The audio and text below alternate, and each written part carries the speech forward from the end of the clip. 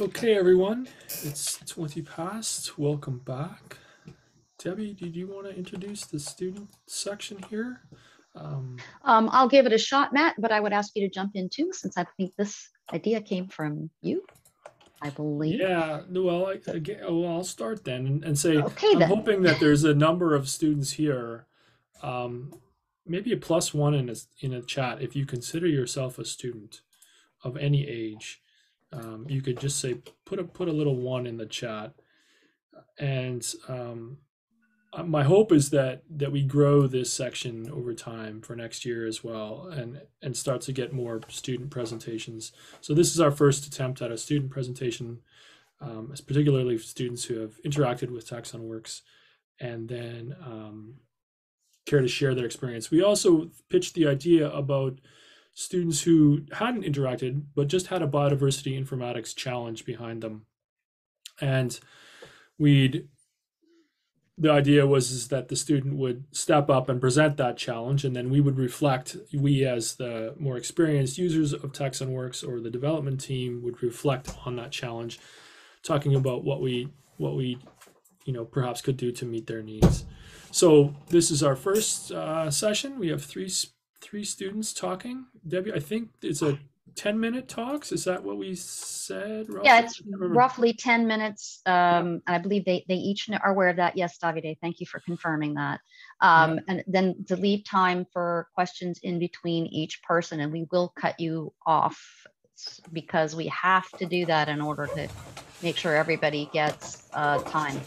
And we just back the schedule up just a bit there into the afternoon by roughly 15 minutes, I guess it is. Yeah, we'll truncate the business meeting that follows. So their instructions to the speakers for this session was that they would not necessarily show you exactly what they do in TaxonWorks. Just want to make that clear. This wasn't asking them to show us their research workflows. What is it you're trying to do? How are you going about doing it? What's your goals? And the idea was to look for here where TaxonWorks might serve those purposes or might not. Yeah, thanks for rephrasing that, Debbie. That's the heart of it. Yeah. Yeah. And all right. Go, Matt. So our first speaker, do we want to dive in? On the list, I'm just checking the order, was Davide. You heard from him early, but now he gets to talk as a student, not as much as a TaxonWorks evangelist, but maybe he will do that too. Thank you, Davide, for being here.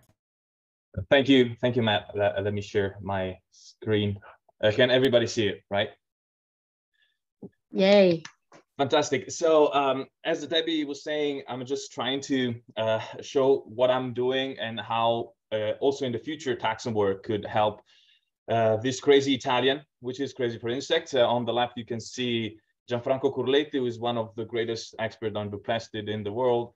And he wrote that paper, which means crazy for insects. And I, as an Italian and as a person interested in insects, I think that embody exactly what I'm doing. And but to the question that Debbie was asking, what do I do? That is a really interesting question for me, because I feel always that I don't have a clear path sometimes for my PhD. I jump around and I know what I like at the end of the tunnel, but sometimes, since what I'm doing is not so easy to do for the moment, or it requires a lot of training, sometimes I jump around and I hope that something works out. Therefore, I will show you what I'm doing, and then I will give some hints of why I think that TaxonWorks could be extremely beneficial for everything that I'm doing. So I'm an evangelist, as Matt, an evangelist, TaxonWorks evangelist for this. So I'm going to try to be even more today. So what do I do? Mainly, I study ichneumonids. Some of you already seen this presentation, this slides. There are currently 41 subfamilies, 25,000 species of ichneumonids. It is one of the largest single animal family in the world, in the animal kingdom. And there are currently more than 200 species described each year. We are facing some challenges with the database that we recently lost in 2016. And ichneumonids are parasitoids of holometabolous insects and spiders, some of them.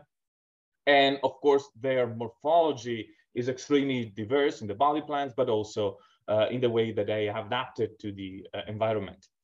And because of this, my passion that I was able to get into this lab, the University of Central Florida and the Sharonowski lab, collaborating also with the back closet, with the collection there, and under the supervision of my PI, Barbara Sharonowski. However, the only problem here is that I'm mostly working on morphology and Barb is mostly working on molecular phylogenetics, molecular taxonomy. So you already understand what my interests are. I like taxonomy, and specifically I'm specializing in a subfamily, the Ichneumoni, and morphology, which is comparative anatomy, evolution of traits, and all this stuff. And of course, adapted to the beautiful ichneumonids, right? What I try to develop for my PhD is combining and pushing a little bit the morphology forward, at least within ichneumonids. That has been substantially forgotten for a very long time. What I'm trying to do, therefore, is combining morphology with evolution and ecology is not something that I can do in my PhD, of course, but it's I can create a little bit of piece of the final portrait, at least I hope, by the end of my life. And especially, I'm trying to focus and understand the role of syndromes that, if we think about in humans, this is a pretty bad word, or at least entails a bad condition. But in evolution is as simple a suite of traits that are functionally linked to a specific ecological pressure. So those suite of traits, those multiple traits evolve together, apparently, according to this theory, and they are adapted to the environment. And so to be able to study this, you need multiple traits, and currently I'm trying to study the skeletal musculature. You need the same environmental condition. In the case of parasitoids, is the host or where the host is living. And so you have a sort of environment there.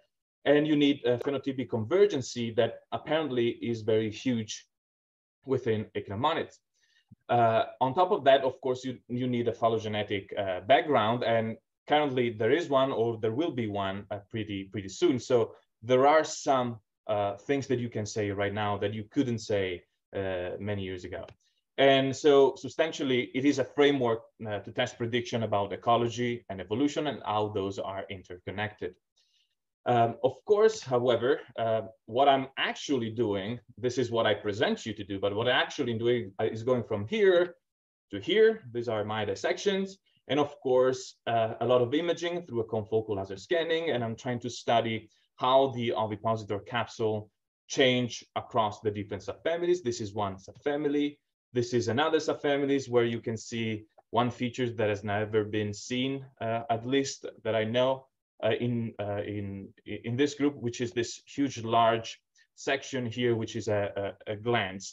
And then, of course, you can see already the differences in morphology about this different ovipositors across three simple subfamilies. And of course, I've also explored a little bit, and this was entailing in my qualifying, the genitalia within ichneumonids. Substantially, they're not explored in any way, and probably this is one of the first images of a cremastine out there. So all this would be, I try to fix the terminology for this, and I'm trying to do all of this by myself, or better, I have these two people that are trying to push me to do better. Many of you know Istvan, and probably you, of course, know Lars. Those have been my two gods of morphology, and for my PhD, without them, I would not be able to say anything about morphology. And so I'm really glad to have them. This foster collaboration is extremely important. Of course, in my free time, since my PhD takes a lot of time, and it's not specific to taxonomy, I'm doing ichneumoni taxonomy. And over the years, I was able to publish a few papers on description of new species.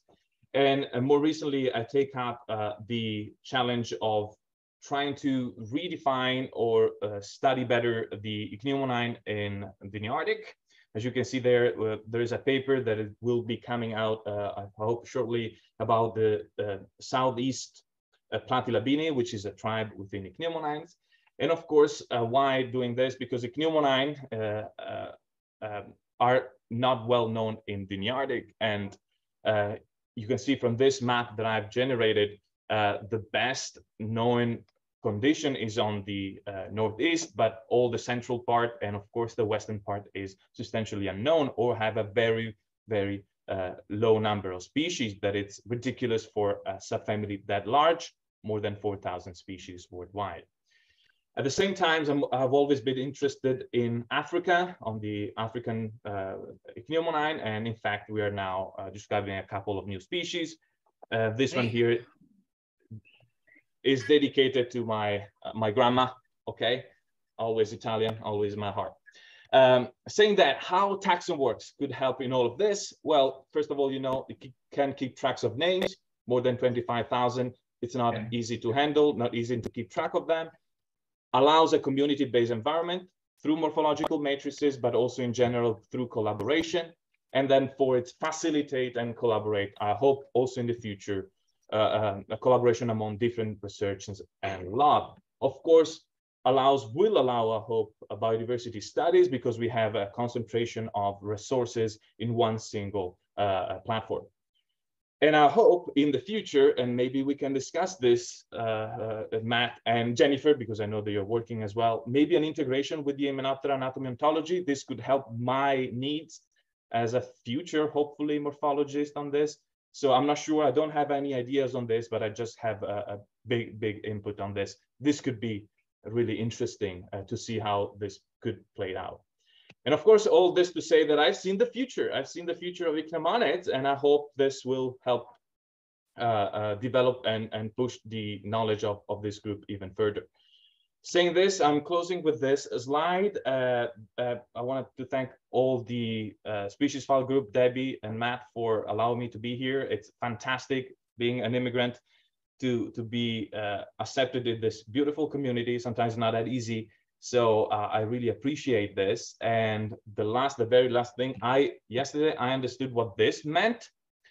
It means fork. So I'm slowly understanding your knowledge and what you are trying to say. And therefore, I think we can go this way by the end. Let's fork. All right. I'm not sure if I use it correctly, but I think that's the end. Thank you, Davide. That was really nice. So Debbie, we have a couple minutes to reflect on this. That's right? Yeah, we have like 2 or 3 minutes for questions, and then the next person, and then time at the end for questions. Yeah.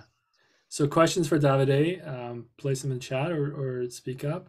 I'd like to reflect on 2 things that came to mind. Projects like TaxonWorks and its precursors, MX and 3i and species files, the MX and 3i in particular really emerged out of the NSF-PEAT, Partnership for Enhancing Expertise in Taxonomy Programs. It was a funded program about 15 years ago. And those programs paired young taxonomists with retiring taxonomists. And the need at that point for databases that would track a taxonomist's life so that when they retired, think of passing on your workbench of suite of tools to your proteges or to your students and to the rest of the world. And so TaxonWorks has really got a lot of design ideas and goals that fit into that paradigm, that fit into the fact that we want Davide to be able to explore many things, and he's not going to publish everything. He's going to have great ideas. He's going to take images of phenotypes. He's going to work throughout 20 years. And because he's going to curate them all in a unified framework, he can keep coming back to those ideas. He can see them pop up in a search interface. He can reflect in new ways because he can filter and query. And that will let him make those, the Nobel Prize winning discoveries and statements, in 20 to 30 years. So there's a lot of hope that we meet the needs of that. The second is the HAO, the Hymenoptera anatomy ontology. Really, when we did an MX in the precursing, and that really is somewhere we want to get back to in TaxonWorks. It's going to take a bit of time, but that vision and that passion for that integration is not gone at all as well. So those are my 2 points there. Yeah, I don't mean to pressure Davide. I was thinking just in general of any researcher, right? Often we publish a group, a revision, and then we forget about it. But now we have a unified framework. All your data are in the same place. So all of a sudden you pull up some distributions that you forgot about, some morphology, some literature, because it's in one place, because you've made this unified knowledge base. You maybe the theory is, or the prediction is, that you have better chance for new discoveries in the long term. You have an integrated partner for your brain. I would also say if you missed Davide's presentation on day one, where he was able to give us a quick tour of what he was able to accomplish in TaxonWorks in a very short time, we encourage you to listen to that recording when it pops up.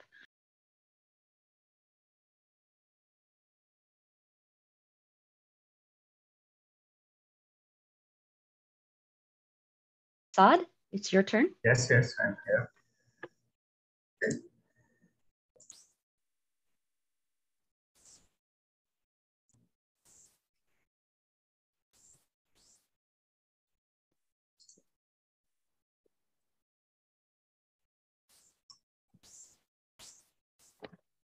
Okay. My research is focused on Arabian Peninsula family and tribescaffold DNA, revision of the tribescaffold DNA worldwide. Under supervision, Dr. Haddad Doffer, King Saud University, and Dr. Christopher Patrick, University of Illinois. And my objectives of in Arabian Peninsula to revise all the discipline genera in this region, the phylogeny of tribes Scaphoidini, and taxonomy of species in the Saudi Arabia. The situation of subfamily in Arabian Peninsula before the current study. Case say 81 species in 42 genera, and others, all others, extremely low numbers. And now in this situation before 2015 in KSA and Oman, which I have a good collection in KSA and Oman. Before 2015, only 32 genera and 59 species, and after 2015, it's increased to 81, and in the current world, the genera increased to 55 genus, and in species 225 genera. And Oman as well, it increased from 0, 1 up to 90 species in 35 genera. The tribes Scaphoidini, we have now more than 100 genera, or more than it, and more than 230 species worldwide. Some of them, some of the Indian species, I have a colleague, Raj, from India, will help me for scoring this 6 genera in India, and I think he is with us now. And the total number of genera and species, more than 200 genera and 450 species in my current work. The taxonomy benefits. The taxonomic benefits for me, easy to use for what I know in this taxonomy, and provide comprehensive taxonomic history, arrange it in my suitable way. That's what I need with this taxonomic history, bibliographies or photos and everything in taxonomy. It is very benefits for me. Provide a wide range of descriptors, hundreds and hundreds of descriptors, and easy to code names, and just search. And if you have a new species or names, genes, you can add it easily. Fantastic matrix section with a lot of hidden options, and exporting data with wide several times, especially with this CSV. I can run a lot of another statistics analysis for this data. Interactive key, very useful interactive key.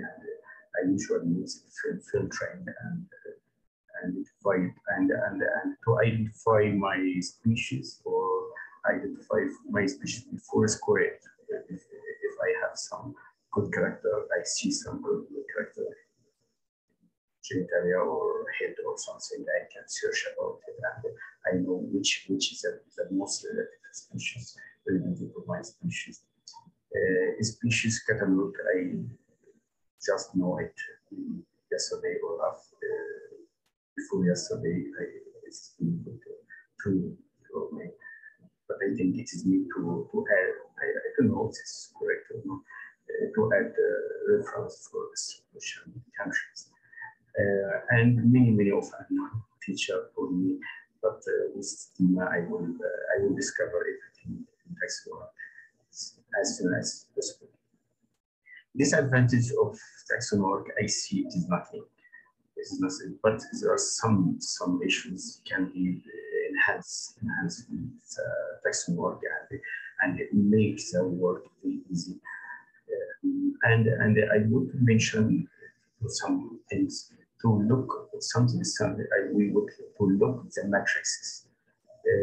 We have maybe key to look at the matrix.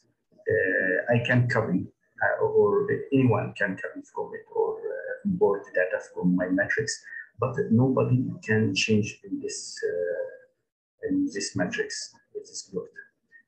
And I have my colleague from India will work with me in my metrics. I could get account in the taxonomy, and we will go, because he has more than 75 species from scaffolding, and I need 15 in general. Yes, so we hope to find very good to reach to very good results as soon as it possible.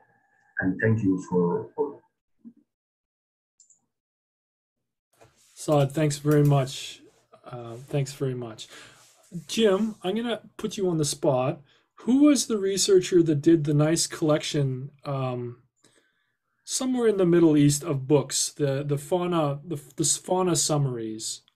I was going to ask if Saad knew of this summary, and in the long term, are you considering doing like fauna of Egypt or fauna of particular countries in the Middle East, for example? Is this a goal, or what? Say a word or two about your long-term goals, Saad. When you stay here, go back, travel the world, what would you like to be doing? I would like to first to cover all this area. African, I have a good collection from Egypt, and many of the collection specimens. I have good collection, but there is no time to check it or sort it or identify it.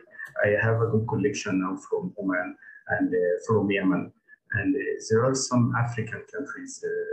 My colleague here sent me some specimens, so I hope to cover Afrotropical region and some other. And as you know, this is in between Afrotropical, Para-Arctic, and Inter-Arctic.